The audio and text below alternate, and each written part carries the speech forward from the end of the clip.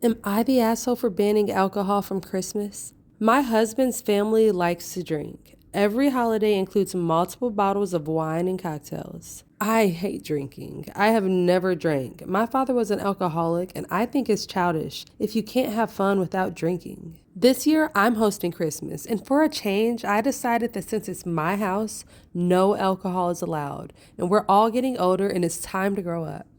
My husband's sister called to ask what she should bring. She saw a recipe for Christmas martini and she wanted to bring it.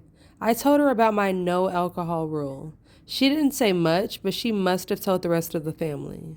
Some of them started texting me asking me if I was really serious about that, and they said that it was really lame.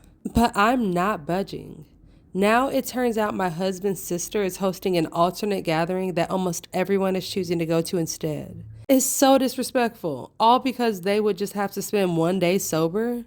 My husband told me that he talked to his sister and we're invited to go to the gathering, and he said we should just go there and stop causing issues, but I won't. It's just so rude. Now my husband is mad because I'm making him stay home and spend Christmas with me, but it was my turn to host and I chose to have no alcohol, so they could have just dealt with it for 1 year.